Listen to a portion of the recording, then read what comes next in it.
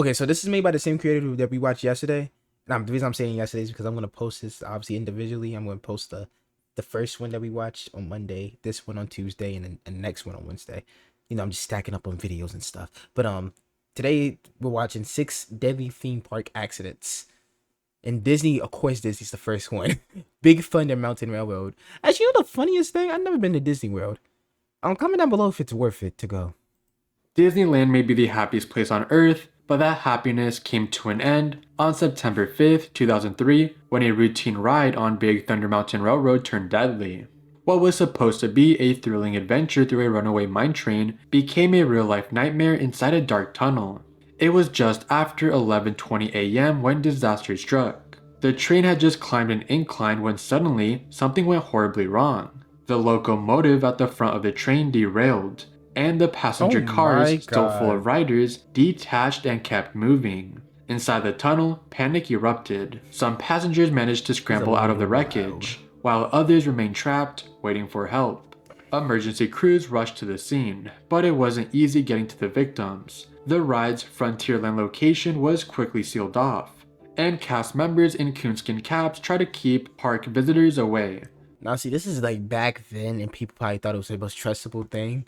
But I don't even trust roller coasters. Like the last time I've been on a roller coaster, I don't even remember. It was like when I was probably 12. I'm sorry. I'm not scared of heights, but at the same time, it's just like shit. Cause like like when you just get up to the top and you go all the way down, it feels like your body. I don't know why. For me, in my opinion, it might sound weird, but my body dislocates and like I'm feeling like, oh my god, my like my my lower half is like gone, and like you could be ah. But yeah, I'm scared of roller coasters. But the damage was already done. 22-year-old Marcelo Torres was sitting in the front passenger car, the worst possible place to be when the train derailed. He suffered Damn. fatal injuries and was pronounced dead at the scene. 10 others, ranging in age from 9 to 47, were also injured. Some had minor cuts and bruises, while others suffered broken ribs and serious chest injuries. Damn. Among them was Vincent Gutierrez, who was listed in serious condition with facial cuts and chest trauma. Rescuers initially called for the jaws of life, thinking they would need to pry victims from the wreckage, but later switched to stabilizing equipment to prevent further collapses inside the tunnel. It took more than an hour to get everyone out. Later that day, Disney CEO Michael Eisner addressed the tragedy, offering condolences but providing little detail. The ride was They're getting the shit suit out of them. I know that for a fact, cause no. immediately shut down, and investigators from Anaheim Police and California's Division of Occupational Safety and Health tried to figure out what went wrong. Big Thunder Mountain Railroad had been a staple of Disneyland since 1979, That's probably why they simulating a didn't probably runaway mine upgrade it. train through caverns and red rock buttes. The train, capable of carrying 32 passengers, was designed to be family-friendly, nothing too extreme, nothing too dangerous. But this wasn't the first time something had gone wrong. In 1998, a 5-year-old boy was severely injured when his foot was crushed against the curb after the train launched forward unexpectedly. That same year, Disneyland saw its last fatality before this one, when a metal cleat broke loose from the Columbia Oh, sailing what the ship, hell? killing a guest. So, what actually caused this deadly derailment? Officials found that a mechanical failure had caused a wheel assembly to come loose, which ultimately led to the locomotive separating from the rest of the train. When it jumped the track, the force of the movement caused the first passenger car to slam into it, right where Marcelo Torres was sitting. The impact proved fatal. Investigators spent months looking into the incident, and I'm gonna be real. I feel like it's also on the staff too, because I'm gonna be realistic. Cause like, you mean to tell me that it's been here since 1969 or something, right? And like all of a sudden now, if all of a sudden it's gonna mess up, I feel like it's because they're not doing their job and making sure that it's like the wheels are tight, maybe oiled up or anything. Because if it didn't mess up that for that long, why is it messing up all of a sudden now? I feel like it's also the staff's fault too, because like they're not doing their job and fixing the train, because it can get old, like rusty and shit. But hey, I don't really fuck with the music part, so hey. Disneyland faced intense scrutiny over the maintenance practices. In the end, Big Thunder Mountain Railroad remained closed for over a year, while extensive safety modifications were made. Since reopening, the ride has operated without major incidents, but for those who were Well, there that's that good. day, the memory of what happened in the dark tunnel will never fall into obscurity. Disneyland may be the happiest place on earth, but for one family, it became the place where they lost the sun. A while back, I did make a 1 hour 20-minute video talking about every death at Disneyland, and if you guys Damn. have time to binge, why not watch that Wait, video? wait. Nigga, this nigga has 1 hour of footage of Disneyland fucking up. Oh hell no. How are they not sued? Niggas like Disney, that's why, but still. They should be shut down. I'm sorry, 1 hour? You should not have 1 hour of footage of I don't even then again, how many amusement parks what's the most deadliest amusement park there is actually in the world? Comment down below if y'all know. Yo. On September 15th, 1981, West Edmonton Mall in Alberta, Canada officially opened its doors to the public. It stands as one of the I can see it now. Someone got fucking they got pulled into like a whirlpool or some shit and they just got fucking sunken under and then like blood everywhere. I'm just foreshadowing. The largest malls of all time. The mall also boasts the world's largest parking lot, the world's largest indoor lake, and at one point, it was the world's largest indoor roller coaster, which indoor was roller the coaster. Mindbender. Located in Galaxyland, the I'm not gonna hold you. I would not trust anything that's inside. Then again, I don't even trust roller coasters to begin with. I don't trust a lot of things, but I'm just saying, I wouldn't trust a roller coaster. That's kind of fucking stupid. I'm not gonna hold you. I'd rather have a outdoor roller coaster for my safety rather than an indoor. I mean, regardless, both of them are bad. Regardless, I'm just saying. The mall's massive indoor amusement park, the Mindbender, quickly became a star attraction. Galaxyland itself is one of the Also, largest this is a little rant too. Like the scariest thing is whenever you don't hear your seat buckle on a roller coaster. I remember I screamed so loud when I was like 13 years old. Whenever I was like it was a fucking we was in a roller coaster, right? I didn't hear the thing buckle. I was like, ah, ah, wait, don't stop the guy, don't stop the. I was acting a fool. And my parents was like, hey. But the person came up and they said, oh, this is broken. I'm happy I did that because I would have. Oh, you probably never see Ren just chilling. So we got to the next seat and then it worked. So hey, yeah. just indoor amusement parks around the world. It features a variety of rides for all ages, but in 1985, just months after its grand opening, the Mindbender would become known for something far more sinister. Not long after the roller coaster began operating, something seemed off. One evening, about 6 months in, a ride operator reported an unusual sound coming from the track. Maintenance was called and an empty train was sent through the circuit to recreate the noise. But Okay. as the train completed the loop, the sound had disappeared. Unable to identify any See, this is also the reason why they're not doing their fucking job, and like they're not doing their job and trying to fix the thing, and like he's like, the noise is gone, so let's not worry about it. I would like do a double check because like they did say like they never the thing went to the full completion, and then it was nothing to worry about. But if they were to look closer and fast, I guarantee would be no casualties at all. issue, maintenance gave the all clear to resume operation. A few cycles later, the strange sound returned, this time coming specifically from the yellow train. Again, the ride was shut down, and maintenance was called. They ran another empty test cycle, Okay, and they did. again, nothing seemed out of the ordinary. What they failed to Do a account third time's for a charm. was the difference in weight. A fully loaded train Ah. behaved much differently than an empty one. Once again, maintenance found no cause for concern, and the ride reopened. Then, the worst case scenario happened. A fully loaded yellow train was sent out, Oh. but partway through the ride, disaster struck. The wheel assembly on the last car detached from the I'm sorry, but like those one. It's like that one meme that just like it's like always the movies and then the cast on your neck. I'm not laughing at the situation. I'm just like, yeah. main axle, leaving the car with no wheels. The momentum of I the mean, I'm train just happy he's dragged the alive though. car He's along the that's good track, that he's still causing alive. it to fishtail violently. As it thrashed, it struck the track with enough force to rip out critical pieces of the train's undercarriage, That better not be including blood. the locking mechanism for the lap bars.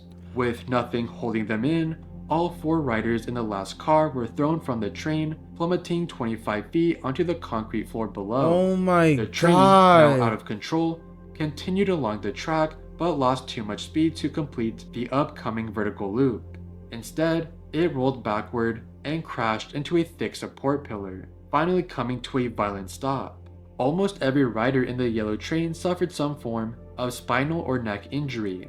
Of the 4 ejected passengers, only 1 survived, rushed to the Oh hospital with wow. life-threatening injuries. An investigation The quickly trauma. revealed that the tragedy could have been prevented. The wheel Yes, it could assembly have. had not been properly secured, and maintenance had See what I'm saying? Most of the time when it's a casualty or something, I'm not gonna say all the times, but sometimes it could be the first time it ever happens. But most of the time, whenever whenever some shit goes down in the music park, it's because they're not doing their job. failed to detect the issue They during should all routine get fired and inspections. go to At the jail. time, these inspections were done visually, and because of the wheel placement, it was difficult, if not impossible, to spot certain defects without removing the train from the track. It's another thing though. I'm not gonna. I'm like They probably didn't think of it any sooner. If it's because obviously it's gonna run different because it's now no weight on it. But like, you ever try to like have like a something that like that has weights on it or something, like put it in there. You never know. Hey, maybe they got that now. Maybe they got that now. In the aftermath, the Mindbender underwent major safety overhauls. The 4th cart was removed from all trains, and additional wheel axles were installed as a failsafe, ensuring that if one axle failed, the car would not be left without wheels. Okay. These changes also allowed ride operators to run special events where the 3rd car was positioned backward for an extra thrill. The Okay. lap bars were replaced with over-the-shoulder restraints and seatbelts, reducing the risk of passengers being ejected in the event of another failure. The Haunted Castle at Six Flags Great Adventure in Jackson Six Township, New Flags. Jersey was a popular walkthrough I do know attraction Six designed to Flags. provide guests with a spooky immersive experience. Originally built You in know, I've been to Six Flags before, but I never, like, no, I remember the phrase that. I never been to Six Flags, but I have been to Carowinds. Is Carowinds the same as Six Flags or no? Actually, comment down below. What music party is better? Disneyland, Carowinds, Six Flags. What else? What else? Universal. Comment down below your favorite music park. But what was I about to say? Yeah, Carowinds. I remember they had like a little haunted thing going on. But yeah, that was like back in the North Carolina days. 1978 as a temporary seasonal attraction, its success led to its expansion and permanent operation. Okay. The original structure was later moved to another Six Flags park, and in its place, a medieval-themed haunted castle was constructed using multiple interconnected trailers. Despite its popularity, the attraction lacked key fire safety measures, a factor that would prove devastating in one of the deadliest amusement park fires in history. Whoa. On May 11, 1984, at approximately 6:35 p.m., a fire broke out inside the haunted castle. The blaze, exacerbated by the attraction's air conditioning system and the use of highly flammable building materials, spread rapidly. At the time, 29 visitors were inside, 14 managed to escape, including 4 park employees, while 7 survivors were treated for smoke inhalation. That Tragically, is 8 teenagers from a group of 9 who had entered together were unable to make it out. The lone survivor from their group was rescued by a park employee who carried them to safety. The cause of the fire was due to a 14-year-old boy using a lighter as a source of light due to how dark the attraction was. A witness who entered I'm shortly not gonna lie, they gotta lock that little nigga up. That no. That one wire destroyed that is, yeah, they gotta lock that little nigga up. after the ill-fated group later testified that she saw flames near the Hunchback of Notre Dame display, initially mistaking the fire for a special effect. She Oh my quickly realized the god. danger after smelling smoke. Her group ran back toward the entrance, shouting "fire" as they navigate the dark, confusing corridors. However, the fire spread too quickly for many inside to escape. Firefighters from 11 nearby communities responded to the emergency, and the blaze was brought under control by 7:45 p.m. Despite the unfolding disaster, Six Flags remained open during the fire, but closed shortly thereafter. What? The full extent of What? the tragedy was not realized until later that evening when firefighters discovered the bodies of the 8 teenagers inside one of the trailers. The Yo, not gonna lie, victims they were so got badly once burned again. Well, that they were initially mistaken for they can't only sue mannequins. Six Flags The for that, but they attraction had can no building sue the permit, kid. certificate of occupancy, fire alarms, smoke detectors, or sprinkler system. Although the park's own safety consultants had previously recommended adding these fire prevention measures, Six Flags failed to implement them. In the end, the jury acquitted Six Flags of criminal charges, though the company later paid millions in civil settlements to the victims' families. Rest in peace to all the victims who passed in this. Yeah, because regardless or not, even if that was the case with the kid did it, they still had that shit open. No, even they didn't. It was like they didn't care regardless if the kids was dead or not. They still had that shit open. Tragedy.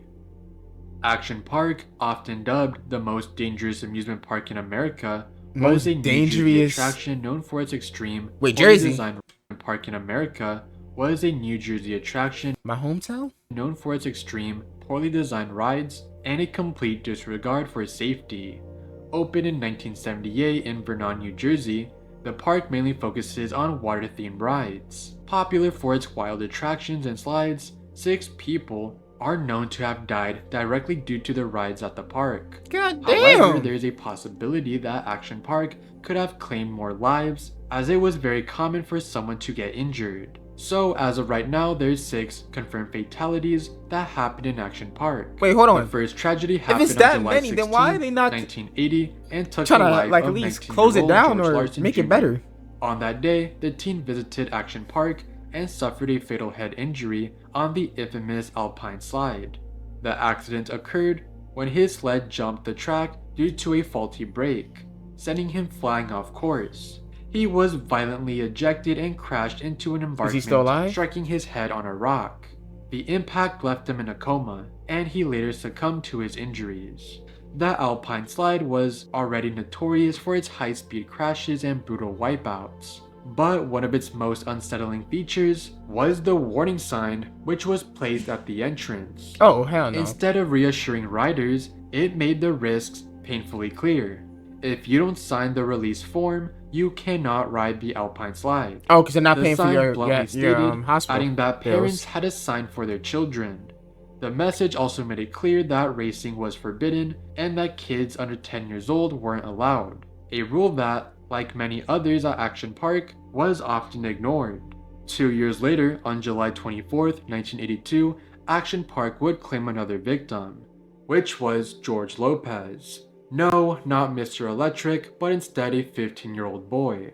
He sadly lost his life on the tidal About wave to say my pool, goat, which is a not my pool that goat. simulates waves. As someone who's been in a wave pool, I could confirm that sometimes it is a bit sketchy. Since George was only a kid, there really isn't much on his case, as those cases are typically private, but he most likely drowned due to a wave hitting his face, or maybe he wasn't an experienced swimmer. There isn't much more to talk about, and it is a weird coincidence that If it's like a wave type thing, I wouldn't let my child go in there though, cause like, I mean, regardless to say, they should also have like they still it still falls on Action Park because they should like have a age like what should be on there and stuff. But like as a parent, I wouldn't like let my kids go in the way if he can't swim already and like the 2 first victims of Action Park were named George. 8 days later, another tragedy would strike on August 1st, 1982. 27-year-old Jeffrey Nathan from Fairlawn, New Jersey, lost his life while riding the kayak experience. During his electrocuted. run, Nathan's kayak tipped over, and as he stepped into the water to flip it back over, he unknowingly placed his foot on a metal grate. The grate was in contact with exposed live wiring connected to the ride's underwater Oh my fans, sending a god. powerful electric shock through his body and causing him to go into cardiac arrest. 2 of his relatives, who were nearby at the time, were also injured by the electric current. Nathan was rushed to a hospital in Warwick, New York, where he later died from shock-induced cardiac Shoot them arrest. motherfuckers. Initially, the park denied that electrocution played a role in his death, Are you serious? arguing that his body showed no burn marks. However, the coroner refuted this, explaining that water-based electrocutions don't always leave visible burns. As the investigation unfolded, officials drained the ride and shut it down. Disputes arose over the extent of the exposed wiring. While the park insisted it was just a nick, Oh, others hell claimed no. it was closer to 8 inches. A state labor department investigation later determined that the fan had been installed and maintained properly, and no violations of safety laws or amusement regulations were found. However, an electric current of 19 amperes was detected 3 days after the accident, indicating that a dangerous charge may have been present in the fan's motor circuit, posing a serious risk to anyone in the water. Despite claiming vindication, the park never reopened the kayak experience, admitting that guests would likely be too afraid to ride it again. 2 years later, in 1984, They closed one down, visitor right? suffered a fatal heart attack after using the Tarzan swing, with many believing that the shock of the frigid water below played a role in his death. Unlike other swinging areas in the park, where water temperatures range from 70 to 80 degrees Fahrenheit, the pool beneath the Tarzan swing was significantly colder, staying between 50 to 60 degrees I'll be scared to Fahrenheit. jump The that. chilling temperatures were due to Those the rocks are too ride, close. along with the nearby cannonball attraction being supplied by natural spring water. Surprisingly, the date of this tragedy is unknown, as well as the identity of the victim. On August 27, 1984, 20-year-old Donald DePass from Brooklyn drowned in the cliff dive pool. The pool, which reached a depth of 15 feet, had murky water and a dark-colored bottom. I'm not gonna lie, the depth, yo, it gets to a point. If it's too many damn, they should close down the park. I'm sorry, like that is too many casualties going on. Making it nearly impossible to see him from the surface. In his 2020 book, Andrew Mulliville, son of park owner Gene Mulliville, recalled how lifeguards repeatedly dove into the water in search of the 20-year-old but struggled to locate him. Andrew himself joined the search and eventually found Donald unconscious beneath the water. Unfortunately, EMTs were unable to revive him after he was brought to the surface. Damn. Following the tragedy, the pool's bottom was repainted white to improve underwater visibility. 3 years later, on July 19, 1987, 18-year-old Gregory Grandchamps drowned in the tidal wave pool, making this attraction claiming another life. So far, there's only 6 confirmed casualties that occur in Action Park, but there may be more considering that so many people have gotten injured in the park, and who knows, maybe an injury led to somebody's demise later on in life. Action Park was closed in 1996, but made a quick comeback in 2014, but closed again in How? 2016. Rest in peace to all of the victims. They The better stay Battersea Fun close. Fair was a pioneering amusement park that opened in Battersea Park, London in 1951. As the city's first modern amusement park, it offered various attractions and rides, drawing visitors for over 2 decades until its closure in 1974. On May 30th, 1972, a catastrophic accident occurred on the Big Dipper roller Okay, coaster it's either blurred out at because it's Battersea a lot Park of in people injured or southwest something London. else. The tragic event claimed the lives of 5 children Oh my and god. left 13 others injured, some with life-altering They showed that on live consequences. 50 years later, survivors of the disaster continue to advocate for recognition of the incident, calling for a permanent memorial to ensure the tragedy is not forgotten. The Big Dipper, a wooden roller coaster that had been a centerpiece of the Battersea Park Fun Fair since its opening in 1951, became the site of one of the deadliest amusement park accidents in British history. Jesus. On the fateful afternoon, a train carrying passengers was being hoisted to the start of the ride when it suddenly broke loose from its haulage rope. The emergency rollback brake, which would have prevented the train from rolling backward, failed to engage. As the train gained momentum, the brakeman desperately tried to slow it down, but his efforts were in vain. The back carriage derailed and crashed through a barrier, while the remaining 2 carriages piled on top of it. The violent impact resulted to the immediate death of 5 children, while 13 others suffered injuries ranging from minor to severe. Oh my One god. survivor, who lost their sister in the accident, sustained permanent life-changing injuries.